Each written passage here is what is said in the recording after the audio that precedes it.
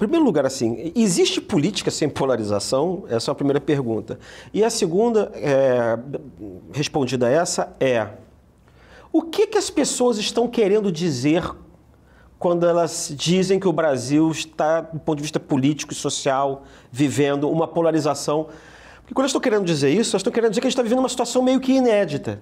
Então parece que existiriam dois planos. Assim, existe uma polarização que seria normal da política, mas que nós estaríamos supostamente vivendo uma polarização anormal, acirrada. Ou é possível explicar isso a partir do que aconteceu nos últimos 20 anos? E como é que você vê isso? Bom, a primeira questão é uma questão... Eu sei que você é um cara muito inteligente, muito lido, sabe? Não existe política sem polarização. Pois é, assim. Eu estou aqui me fingindo que não sei nada do assunto. Como aquele escritor alemão, filósofo alemão Carl Schmitt e jurista também, com muita propriedade escreveu, ou seja, a política em si, a ideia do político, que ele chamava de político, né, é baseado na contraposição entre duas vertentes, duas identidades, dois projetos ou mais, né? Mas, assim, então essa tensão é uma tensão que sempre existe na política. Na verdade, politizar uma coisa é criar lados nela, não é verdade? Se você olhar, as pessoas falam hoje em dia, não, a questão de gênero está politizada. O que quer dizer que a questão de gênero está politizada? Quer dizer que ela se tornou objeto de um debate entre partes que têm versões... É disputada. Disputada, exato. Disputas. Então isso faz parte vamos dizer, da essência da política, né? Essa natureza da polarização. Mas é claro que ela pode ser uma polarização assim, que leva a uma relação adversarial entre partes, né, que são adversários numa competição, mas ela pode ser mais radical, a polarização, a ponto de levar a uma relação de inimigo em que um busca o aniquilamento do outro.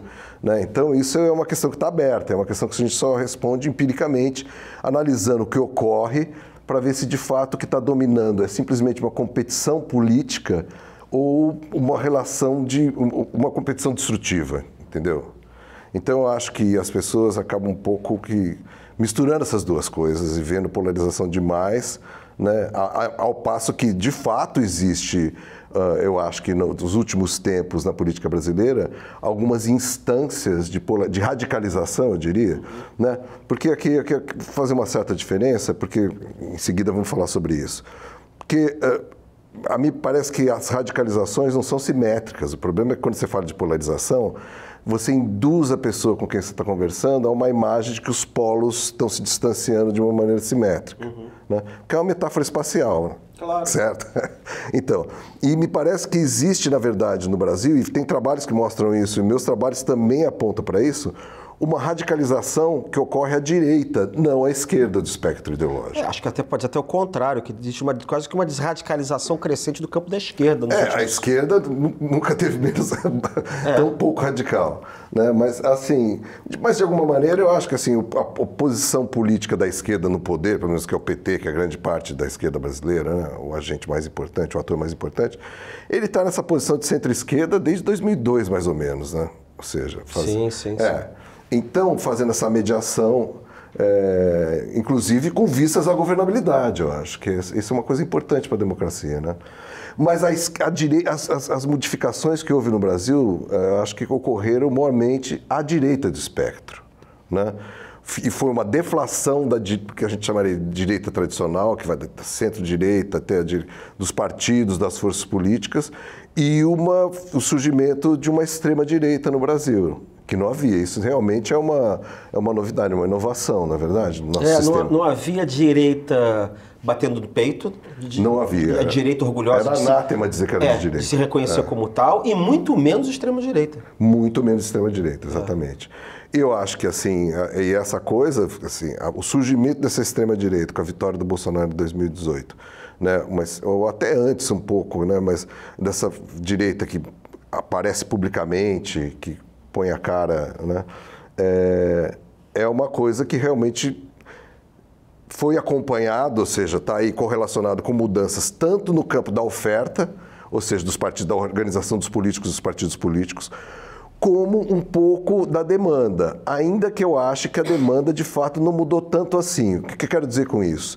Que os cidadãos brasileiros não estão tão diferentes do que eles eram em anos anteriores. Se você olhar os resultados de survey, posicionamento dos cidadãos brasileiros, você vai ver que, no geral, eles são ligeiramente conservadores, são medianamente conservadores em relação a valores, né? Por exemplo, aborto, mas são ligeiramente progressistas, ou medianamente progressistas, diria, em relação à questão do Estado, participação do Estado na economia, né, na sociedade. Ou seja, eles a maioria da população brasileira é favorável a políticas sociais, né? Não é neoliberal, como muita gente pode imaginar. Não, hoje em dia o neoliberalismo varreu, todo mundo é neoliberal. Nem as pessoas que votam no Bolsonaro são majoritariamente neoliberais. Isso que é uma coisa interessante. Mas as pessoas que votam no Lula, muitas delas são conservadoras do ponto de vista de valores. Entendeu? Então, essa é a questão. Daí, quando você fala de polarização na demanda, ou seja, que de fato o povo, a sociedade está polarizada, né? Eu acho isso uma grande exageração, para usar uma expressão. Você acha que o que aconteceu, o que então? O que mudou foi a oferta? Quer dizer, o sujeito era de direita convicta, mas não tinha um partido que exprimisse isso, ou não havia ambiente para exprimir isso? Christian, eu costumo eu não estou falando o mediano, estou falando o pessoal que está mais para o lado mais indo para o extremo mesmo. Eu costumo fazer uma brincadeira que é a seguinte: eu conheço bolsonaristas desde que eu era pequenininho. Sei. Você entende? Assim, é claro que todo mundo, eu acho, conhece gente que antes do Bolsonaro tinha ideias muito parecidas, na verdade. Inclusive ideias antissistema, antidemocráticas, ideias de uma misoginia, homofobia radical, tal. Tudo isso que, vamos dizer, essas opções em relação a valores e políticas públicas que a gente assim, associa ao bolsonarismo, né? Que na verdade não descreve todo o eleitorado do Bolsonaro, né? A gente pode falar sobre isso também, né? Mas isso daí já havia na população brasileira, né? O que eu acho que ocorreu é, na verdade, o Bolsonaro passou a representar. Eu acho assim, para fazer uma coisa, um quadro bastante sintético do que ocorreu uma grande desvalorização da representação política causada pela Lava Jato e pelo impeachment, esse processo, que induziu um enorme ceticismo na população em relação à representação política.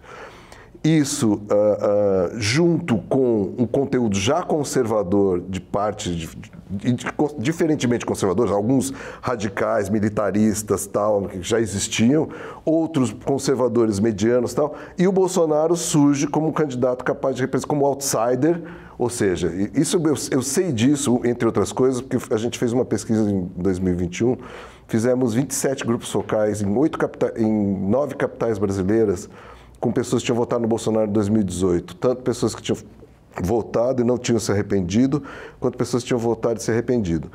Todas elas, praticamente, assim, a gente deve ter participado da pesquisa em torno de quase 300 pessoas. Praticamente todas elas justificaram o voto do Bolsonaro em 2018 pela questão do outsider, do cara que vem para renovar a política. Então, isso estava muito presente nessa eleição, né? E eu acho que junto a isso ele trouxe essa agenda que vai desde o ultraconservadorismo até pessoas que são progressistas, mas não querem votar no PT, não votam no Lula, você entende? Você vê isso. Hoje em dia a gente tem um projeto que chama Monitor do Debate Público, né? A gente faz discussões com 5 grupos de pessoas, 5 grupos focais, eles funcionam continuamente no WhatsApp, pelo WhatsApp. E os grupos são orientados em relação à última eleição. Então, as pessoas que votaram no Bolsonaro no segundo turno e apoiaram o 8 de janeiro, que a gente chama de bolsonaristas convictos. Os que votaram no Bolsonaro, mas não apoiaram, a gente chama de bolsonaristas moderados. Os flutuantes, que não votaram nem Lula nem Bolsonaro ou não votaram. Lula descontente são gente que votou no Lula no segundo turno, mas não apoia o governo, não está contente com o governo. E os Lula, que a gente chama de lulistas, são pessoas que votaram e apoiam. E você vê isso claramente, assim, ele se comporta exatamente dessa maneira. Só uma parte, ou seja, é radicalizada desse jeito. partilha de ideias anticientíficas. Na verdade, o que ocorre é o seguinte, é muito menos do que definidos pelo conteúdo do que eles falam. Esse é um dos pontos meus, é o seguinte. Eu gosto de defini-los pela maneira como eles mecanicamente replicam as versões e narrativas que o grupo do Bolsonaro produz em relação às coisas mais variadas.